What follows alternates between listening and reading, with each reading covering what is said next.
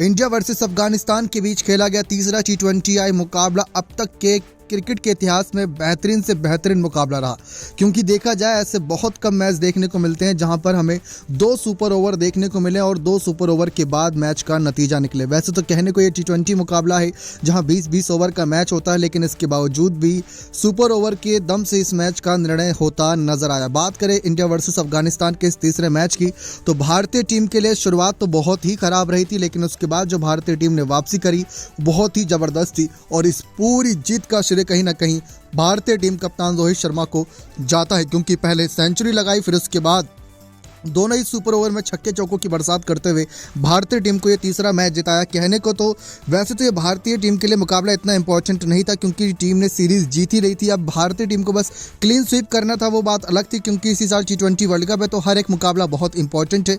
मुकाबला खेला गया तो चिन्नास्वामी मैदान पर। चलिए आपको शुरुआत से सारी जानकारी देते हैं कि क्या कुछ मैदान पर घटा, कैसे थोड़ी भिड़ंत भी होती नजर आई नबी, विराट कोहली, रोहित शर्मा के बीच, कैसे इस मुकाबले में रिंकू सिंह भी छाते नजर आए, लेकिन रोहित शर्मा सभी के लिए कहीं ना कहीं एक ऐसे बल्लेबाज बनकर निकले। वैसे तो शानदार हिटमैन बल्लेबाज हैं ही, लेकिन एक बार फिर से उन्होंने अपने आप को साबित करा। उससे पहले सारी जानकारी दे, चैनल पर नए सब्सक्राइब नहीं किए तो चैनल जरूर सब्सक्राइब करें।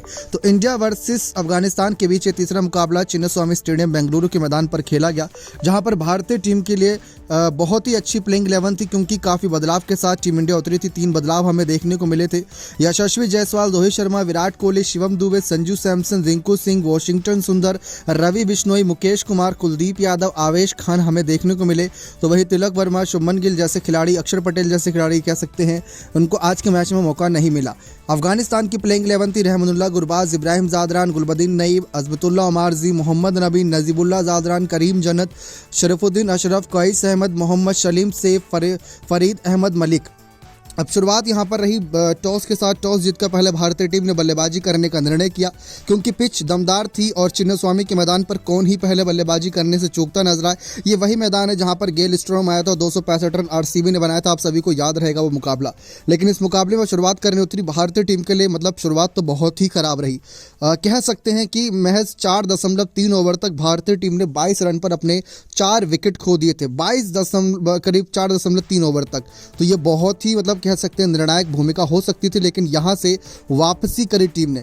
जो तीसरा ओवर था, उस तीसरे ओवर में यशस्वी जायसवाल और विराट कोहली दोनों ही फरीद अहमद का शिकार हुए।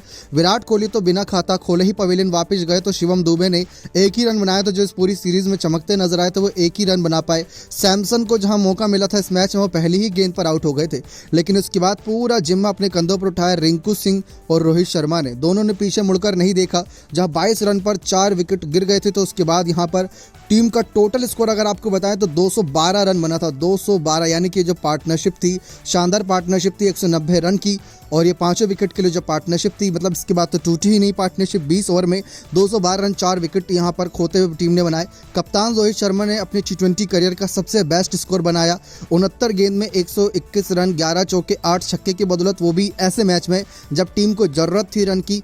रिंकू सिंह ने 39 गेंद में 69 रन की पारी, 2 चौके, 6 छक्के के साथ खेले, 176 का उनका इस बीच स्ट्राइक रेट था। रिंकू सिंह अच्छे स्ट्राइक रेट और अच्छी कहीं ना कहीं फॉर्म के साथ नजर आए। 3 विकेट फरीद अहमद ने चटकाए, 20 रन देकर 4 ओवर में। 1 विकेट अजमतुल्लाह ने चटकाया। फिर उसके बाद बारी आती है 213 रन चेस करने की टीम इंडिया की। वैसे तो जो टीम इंडिया के लिए अपनी पारी का आखिरी ओवर था, वो भी बहुत शानदार था, क्योंकि वहां पर रिंकू सिंह ने छक्कों की बरसात कर दी थी।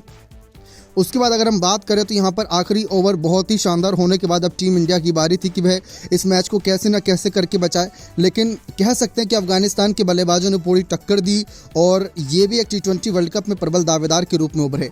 अब 212 रन यहाँ पर चेस करने उतरी थी अफगानिस्तान की टीम, 213 रन बनाने थे। शुरुआत यहाँ पर करें तो पहले विकेट के लिए पार्टनरशिप जबरदस्त रहा। 93 रन पर पहला विकेट गिरा था 11वें ओवर में, जहां पर रहमानुल्लाह गुरबाज अपना काम कर चुके थे, क्योंकि इन्होंने 32 गेंद में 50 रन, 3 चौके, 4 छक्के की बदौलत अच्छी शुरुआत दिला दी थी। 156 का स्ट्राइक रेट था। कुलदीप यादव ने इनका विकेट चटकाया था, वॉशिंगटन सुंदर ने कैच पकड़ा था। फिर इसके बाद इब्राहिम जादरान और गुलबदीन नईब के बीच पार्टनरशिप बिल्ड होती। उससे पहले 107 रन पर टीम ने दूसरा विकेट खोया, जहां पर इब्राहिम जादरान 50 रन बनाकर 41 गेंद में वापस गए। गुलबदीन नईब नाबाद खड़े थे। अजमतुल्लाह उमारजी पहली गेंद गेंद पर आउट हुए वाशिंगटन सुंदर की। उसके बाद नबी ने अपना कमाल दिखाया, 16 गेंद में 34 रन, 2 चौके 3 छक्के की बदौलत की मदद से मारे वाशिंगटन सुंदर ने इनका विकेट चटकाया। आवेश खान ने कैच पकड़ा। उसके बाद करीम जन्नत की बात करें तो 2 गेंद में 2 रन इन्होंने बनाया था, रन आउट हो गए थे। नजीबुल्लाह जादरान ने 3 गेंदों में 5 रन बनाया। उसके बाद लास्ट में कहीं ना कहीं जब 18 रन चाहिए थे आखिरी ओवर में, तो ये मुकाबला टाई की ओर गया, क्योंकि गुलबदीन नईब ने काफ़ी अच्छी पारी खेली जरूर थी। 23 गेंद में 55 रन की, 4 चौके 4 छक्के की बदौलत 239 के स्ट्राइक रेट के साथ, लेकिन ये पारी जिताने के काम नहीं आई। सुंदर ने 3 विकेट, एक विकेट आवेश और कुलदीप के खाते में जरूर गई। अब 213 रन बनाने थे जीत के लिए, लेकिन 212 रन पर ही आकर अफगानिस्तान की टीम रुक गई।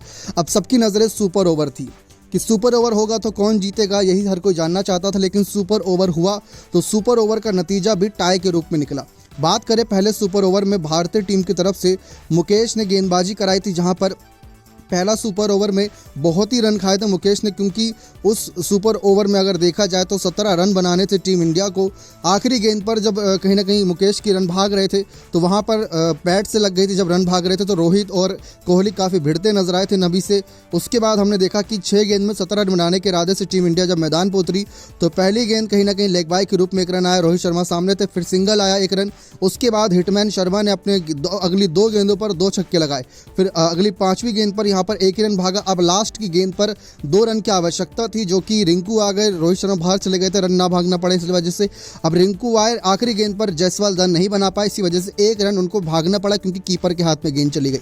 तो इस तरीके से एक और हमें सुपर ओवर देखने को मिला, क्योंकि टीम इंडिया ने भी 16 रन ही बनाए थे इस ओवर में, जो कि ओवर अजमतुल्ला ने कराया था। अब उसके बाद बारी फिर से टीम इंडिया की आई, क्योंकि दूसरा सुपर ओवर शुरू हुआ था। इसमें रोहित शर्मा ने पहली ही गेंद पर फरीद अहमद को छक्का लगाया, दूसरी गेंद पर चौका लगाया, तीसरी गेंद पर यहाँ पर सिंगल लिया। उसके बाद चौथी गेंद पर रिंकू आउट हो गए और 5वीं गेंद पर संजू सैमसन को भेजा था, जो कि आखिरी गेंद का सामना नहीं करना चाहते थे, रन आउट हो गए, वो भी रोहित शर्मा को स्ट्राइक देने के चक्कर में। अब इसके बाद हमने देखा कि ज़्यादातर आपने भी देखा होगा कि सुपर ओवर ज़्यादातर कहीं ना कहीं पॉसिबल फास्ट बॉलर ही कराते हैं, लेकिन यहाँ पर टीम इंडिया ने बदलाव ये किया कि वह ले आए थे रवि बिश्नोई को। बिश्नोई ने पहली गेंद डाली, पहली गेंद पर नबी को आउट कर दिया, कैच पकड़ी सामने कहीं ना कहीं बहुत बेहतरीन रिंकू सिंह ने। फिर उसके बाद दूसरी गेंद पर जन्नत ने कहीं ना कहीं 1 रन भागा, और उसके बाद तीसरी गेंद में गुरबाज तीसरी गेंद का सामना किया, और उसके बाद तीसरी गेंद पर आउट होते नजर आए रवि बिश्नोई की यहाँ पर गुरबाज। तो इस तरीके से जो सुपर ओवर में नियम रहता है कि 2 ही विकेट आपके पास रहती है, वो दोनों ही विकेट यहाँ पर अफगानिस्तान की टीम ने गंवा दी। ये एक कहीं ना कहीं ऐतिहासिक मुकाबला साबित रहा, भले ही इतनी इंपॉर्टेंस ना रही हो इस मैच की, क्योंकि टीम इंडिया तो पहले ही सीरीज जीत चुकी थी, लेकिन क्लीन स्वीप करी, 2 सुपर ओवर कहीं ना कहीं हुए। उसके बाद 212 जितना लक्ष्य था, 212 जितना लक्ष्य, चिन्नास्वामी के मैदान पर जितने ही फैंस ये मुकाबला देखने आए होंगे उनका पैसा वसूल हो गया, क्योंकि आप T20 मैच देखने आए तो T20 मैच के इरादे में आपको कहीं ना कहीं आप देख सकते हैं कि किस तरीके से सुपर ओवर ही कहीं ना कहीं आपको देखने को मिले। तो ये बहुत बेहतरीन रहा टीम इंडिया के नज़रिए से। बाकी इस मुकाबले की चर्चा आने वाले कई सालों तक होगी, क्योंकि T20 वर्ल्ड कप इसी साल है और 2-2 सुपर ओवर होना अपने आप में बहुत कमाल था। और उससे भी कमाल रोहित शर्मा की शतकीय पारी, और रोहित शर्मा ने दोनों ही सुपर ओवर में काफ़ी बेहतरीन रन बनाए। अगर आप गौर करें तो दोनों ही सुपर ओवर में रोहित शर्मा ने छक्के जरूर लगाए। पहले सुपर ओवर में रोहित शर्मा ने 2 छक्के लगाए थे, दूसरे सुपर ओवर में रोहित शर्मा ने छक्का और चौका लगाया था। अगर वो नहीं होते तो शायद ये मैच टीम इंडिया अपने हाथ से गंवा देती। बने रहे चैनल के साथ, बहुत बहुत धन्यवाद।